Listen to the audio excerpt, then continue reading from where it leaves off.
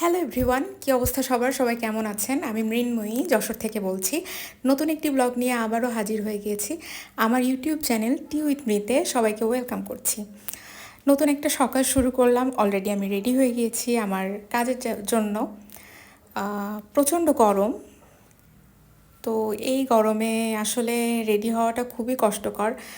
গোসল করে বের হতে হতে আবার গা ঘেমে একাকার হয়ে যায়। দেশের সব জায়গাতেই মোটামুটি কম বেশি গরম পড়ছে, তবে জানি না কেন যশোর জেলায় সবসময় এক্সেস গরম পড়ে এবং এক্সেস ঠান্ডাও পড়ে। ছোটোবেলায় আমি শুনতাম যে উত্তরাঞ্চলে বেশিরভাগ সময় রাজশাহীতে সবচেয়ে বেশি শীত পড়ে।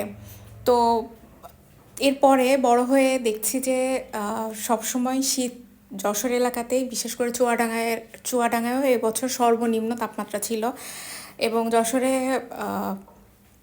গরমের সময়ও তাপমাত্রা প্রচণ্ড বেশি থাকে। এবং আমি যেটা সবচেয়ে ফিল করি যে গরমের সময় সবচেয়ে বেশি কম বৃষ্টিপাত মনে হয় যশোরে হয়। খুবই বিরক্তিকর। মানে গরম পড়ছে ঠিক আছে, কিন্তু একটু বৃষ্টি না হলে আসলে মানে টেকাই দেয়, এরকম অবস্থা হয়ে গিয়েছে আমার। তো এই যে আমি যাচ্ছি এবং অলরেডি আমার কাজের জায়গায় পৌঁছে গিয়েছি। আমার ব্রেক চলছে, তখন ভাবলাম কখনো তো কাজের জায়গায় কখনো ক্লিপ নেওয়া হয় না, আসলে উচিতও না। তো আমি ওই সময় ফ্রি ছিলাম, আমার ডেস্কেই ছিলাম, তো ভাবলাম যে একটা ছোট একটা ক্লিপ নিই, সেটাই। তো আবার খুব লজ্জাও লাগে কেউ যদি দেখে ফেলে, আমার কলিগরা, যে আমি ভিডিও করছি একা একা, এটাও আবার কেমন। তো ওই সময় তেমন কেউ ছিল না খেয়াল করার, আমি একটুখানি ক্লিপ নিয়েছিলাম। আর এই যে ঝড়ের কথা, বৃষ্টির কথা বলতে বলতেই এটা যেদিনের ভিডিও, ওই দিন বৃষ্টি হয়েছিল এবং বৃষ্টি আসলে তেমন বেশি হয়নি এবং বৃষ্টির পরে গরমও তেমন বেশি কমেনি, কিন্তু তার পূর্বাভাসটা খুব ভয়াবহ ছিল। মনে হচ্ছিল এমন ঝড়, এমন বৃষ্টি হবে। দেখেন, এই গাছটা আমার খুব প্রিয়, এটা আমার কাজের জায়গায়। এই গাছটা, এই গাছের নাম নাকি লম্বু গাছ। এটা কোনো কাজেই লাগে না এবং যে কোনো সময় ভেঙে পড়লে খুবই বিপজ্জনক কাণ্ড হবে। অলরেডি আমি কাজ থেকে ফিরে এসেছি, এসেও আমি বৃষ্টিতে প্রায়, মানে যেরকম খুব অঝোর ধারায় বৃষ্টি পড়ছে তা না, ঝুম বৃষ্টি না, বাট মোটামুটি আমার ভিজে গিয়েছিলাম একটু। তো এসেই আমি, এত গরম, আমার আবার গোসল করতেই হতো। তা আমি ভাবলাম যে চুলের অবস্থাও খারাপ, আমি একটুখানি অয়েল ম্যাসাজ করে নিই, তারপরে শ্যাম্পু করব। আর আমি শ্যাম্পু কখনোই অয়েল ম্যাসাজ ছাড়া করি না, কারণ দেখাই যায়, ভিডিওতে বোঝাই যায় আমার চুল খুব রাফ, খুবই রাফ। তো আমি তেল ছাড়া কখনো শ্যাম্পু করি না, খুব বিপদে না পড়লে আমি ওটা করি না। তো ইদানিং আমি আগে করতাম কি, একটা ভিডিওতে দেখেছিলাম, আমি ভুল ঠিক জানি না, তেজপাতা নারিকেল তেলের ভিতরে দিয়ে গরম করলে ওটা একটা ভালো হয়। তো অনেক দিন ধরে আমি সেটাই করতাম। তো রিসেন্টলি আমি দেখলাম যে নিম পাতা দিয়েও করে নাকি, এটাও ভালো হয়। আর আমার মনে হলো নিম পাতা দিয়ে ভালো হওয়ারই কথা, কারণ নিমের যে স্ট্রাকটা বের হয়, ওইটা অ্যান্টিসেপটিকের কাজ করবে। আর এই গরমে একটু ফুসকুড়ি মতো হয় মাথার তালুতে, চামড়ায়, তো ওটাও ভালো কাজ করবে। এজন্য আমি নিম পাতা দিয়ে গরম করে এখন অয়েল ম্যাসাজ করি সব সময়। তো আমাদের ঘরে আসলে এরকম অনেক টোটকা থাকে যেগুলোই ব্যবহার করা যায়, ইউজ করা যায়। যেরকম আমি মুখ ধোয়ার জন্যে, আমি যদি মুখে যদি ফাউন্ডেশন না থাকে বা খুব সিম্পল যদি থাকি, তখন আমি ফেস ওয়াশ ইউজ করি না।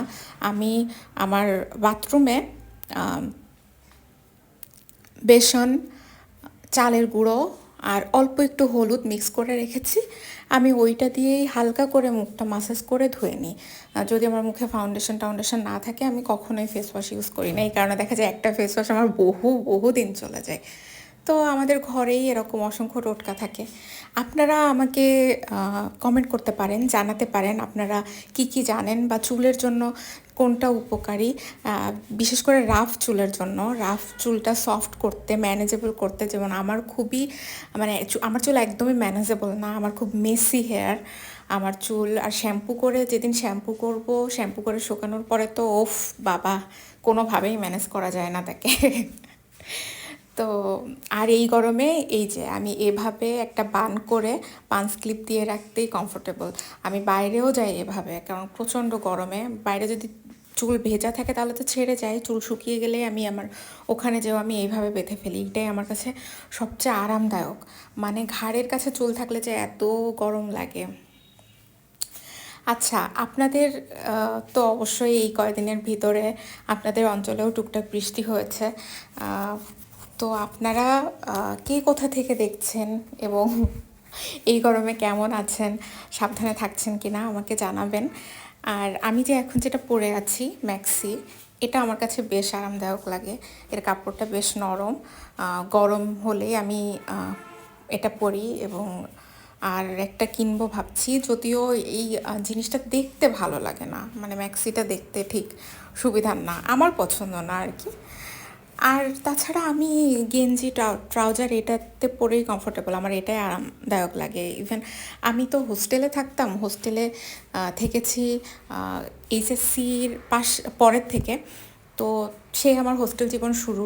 এই চাকরি যেহেতু আমি আমার বাড়ির কাছে চাকরি করি, তো সেই চাকরির সূত্রে আবার আমার বাসায় ফিরে আসা, এর মাঝের এতগুলো বছর আমি হোস্টেলেই থেকেছি।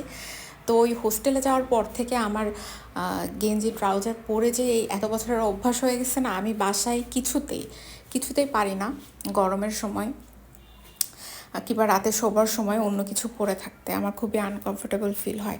গেঞ্জি ট্রাউজার বেস্ট বেস্ট এভার, এবং সেটা যত পুরনো হবে, যত তেনা তেনা টাইপের হবে, যত ছেঁড়া ছুটা হবে, তত পরে আরাম, মানে রাতে শোয়ার জন্য ওর থেকে আরাম আর কিছু হয় না। আর আরামদায়ক জিনিসের সাথে দেখতে সুন্দর হওয়া জিনিসটা ঠিক চায় না। যেই জিনিস যত আরামদায়ক হবে সেই জিনিস দেখতে ততই, মানে দেখতে একদমই ভালো হবে না সেই জিনিস, এটাই স্বাভাবিক। তো একটা মজার কথা শেয়ার করি, মানে একটা খুশির কথা। আমি ইকুলেলেতে অলরেডি 2টা গান তুলেছি। গান আমি খুব একটা ভালো গাই না, কিন্তু আমার খুব খুব শখ যে ইউকুলেলেতে আমি ইউকুলেলে বাজিয়ে গান গাবো।